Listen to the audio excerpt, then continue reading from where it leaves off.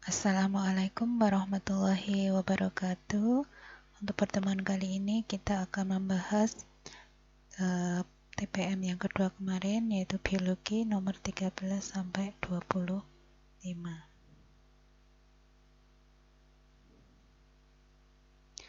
Nomor 13 itu tentang gejala alam biotik, ya. Gejala alam biotik berarti biotik itu yang hidup. Yang hidup itu apa? Di sini kelembapan bukan, ini abiotik, ya. Kemudian biji jagung berkecambah, berarti ini gejala hidup dari biotik, ya. Kemudian pelangi, ini abiotik. Gempa juga abiotik. Nah, harimau makhluk hidup. Ini, ya. Jadi jawabannya 2 dan 5. Jawabannya D. Nomor 14, perbedaan sel. Di sini ada yang kotak, ada yang bunder. Yang mana ini, ya? Intinya kalau yang tumbuhan itu dia punya dinding sel. Dia keras kalau dipegang. Tumbuhan itu kalau dipegang keras, ya. Itu karena dia punya dinding sel. Nih, ya. Ini ada dinding selnya. Tapi kalau hewan atau manusia itu selnya dia tidak punya dinding. Jadi ini hanya membran saja, selaput, ya. Berarti nomor 1 itu pasti dia adalah tumbuhan. Kalau enggak C, D. Nah, ini yang membedakan apa? Untuk vakuola itu ini vakuola, ya. Kecil-kecil kalau yang hewannya. Kalau yang tumbuhannya besar.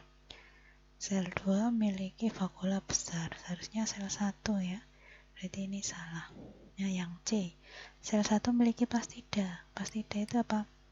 Zat hijau daun yang menghasilkan klorofil, yaitu plastida. Jadi ini jawabannya adalah C. Nomor 15, aktivitas manusia yang menyebabkan pencemaran air. Coba yang air, semuanya itu pencemaran, tapi yang berhubungan dengan air itu yang mana? Kegiatan mayoritas rumah tangga dengan sabun dan deterjen. Betul, ya? Pertanian, ini juga air, ya. Kalau industri, asap berbahaya itu bukan air, udara. Masyarakat sering buang sampah plastik, ini tanah, ya. Kemudian yang 5, masyarakat melakukan penebangan hutan secara liar, ini juga bukan air. Berarti jawabannya 1 dan 2. Jawabannya A. Nomor 16, ini adalah pabrik, ya. Ada cerobong asap. Salah satu untuk mencegah kerusakan lingkungan seperti pada gambar di atas adalah apa ini, ya? Jawabannya ini A. Mengurangi penggunaan bahan bakar fosil. Fosil itu berarti dari makhluk hidup, ya. Jadi ini biasanya batu bara, penggunaan batu bara itu, ya. Oke, lanjut. Nomor 17, tahap pengelompokan dalam tingkat takson yang benar. Nih udah Ibu kasihkan ini 1, 2, 3, 4, 5, 6, 7. Jadi yang 7 itu yang paling kecil, yang paling besar kerajaannya, gitu, ya. Diurutkan aja, berarti yang betul yang mana ini? Nomor kecil, tingkat nomor 1, ya. 1, 3, 2, 4, 5. Jawabannya adalah B. Ya, dari spesies dulu, spesies. Kemudian dari genus, marga, familia, ordo, klasis, phylum, dan kingdom. Kemudian nomor 18. Nah, ini mual-mual dinyatakan menderita sakit mah. Kalau sakit mah itu karena apa? Asam klorida atau HCl-nya itu terlalu banyak, gitu, ya. Jadi jawabannya adalah D. Asamnya itu, ya, asam kloridanya yang berlebihan. Nomor 19, ciri arteri pulmonalis. Arteri pulmonalis itu adalah dia arteri yang menuju ke paru-paru. Dia dari jantung, dari bilik kanan, ya. Dari bilik kanan. Kalau yang kanan itu berarti banyak karbon dioksidanya. Ini, ya. Ini betul. kemudian dia akan menuju ke paru-paru, berarti meninggalkan jantung. Jawabannya 1 dan 3. Nomor 20 ini ginjal ya. Ginjal itu ada tahap filtrasi, reabsorpsi, dan augmentasi. Berarti ini jawabannya adalah augmentasi. Nah, kemudian nomor 2 filtrasi itu untuk penyaringan, untuk nyaring ya di glomerulus menghasilkan urin primer. Kemudian reabsorpsi, penyerapan kembali zat-zat re, itu penyerapan ya, re itu kembali, penyerapan kembali yang masih berguna. Nomor 3-nya itu adalah tubulus. Nah, ini ada distal, ada proksimal. Yang ini adalah tubulus proksimal. Ini TD, iling-iling ya.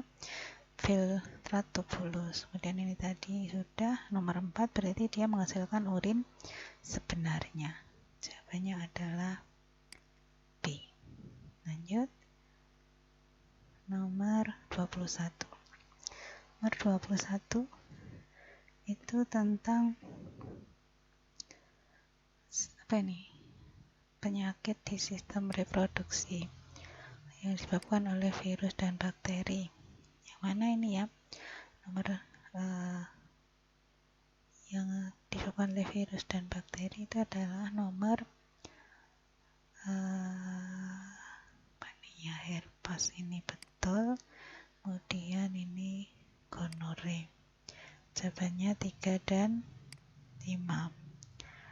Kemudian nomor 22 ini adalah penampang melintang dari batang. Apa yang nomor 1 itu? Nomor 1 itu adalah epidermis. Nomor 2 itu adalah pembuluh floem. Nomor 3 itu adalah kambium. Nomor 4 itu adalah xilem. Masih ingat? Kalau epidermis itu yang melindungi bagian luar kulit ini sini ya. Kemudian floem itu yang menyalurkan makanan dari daun ke seluruh bagian tubuh tumbuhan. Kemudian kambium itu antara xilem dan floem, jadi untuk memperbesar batang. Kemudian yang xilem itu mengangkut air dan garam mineral dari akar ke daun. Ini berarti yang berwarna merah. Merah itu yang nomor 4 di sini ya. Yang nomor 4 itu adalah, nah ini, berarti ini adalah yang mengangkut air tadi adalah xilem-nya. Ya, karena dia mengangkut zat ya. Pengangkut itu adalah dia xilem. Ngiling-ngiling kalau xilem itu nyilem itu di air gitu ya. Oke, lanjut nomor 23. Mencegah timbulnya penyakit diabetes mellitus DM itu ya. Diabetes mellitus itu berarti jawabannya ini salah ya Bang. Nah ini nomor 2, nggak berolahraga untuk membakar karbohidrat, mencegahnya. 3 betul ya, mengurangi, betul. Berarti 3 dan 4 jawabannya D. Nomor 24 nanti. Nomor 25 ini tujuannya bahan aditif tersebut. Masih ingat bahan aditif itu apa? Aditif itu yang dimasukkan, yang dicampurkan ke dalam bahan makanan. Pasangan yang benar antara zat aditif dan dampaknya adalah yang mana ini ya? 1. Rodamin menyebabkan kanker, betul. Sakarin itu pemanis, manis bukan anemia ya, DM itu ya. MSG mual, ini betul ya. Aspartam itu juga pemanis. Nah, 1 dan 3 jawabannya B. Oke, sekarang nomor 24. Nah ini persilangan. Ini ada mangga rasanya ini disilangkan dengan kecil manis.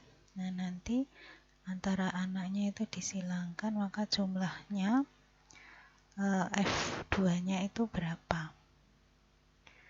Yuk kita hitung. Ini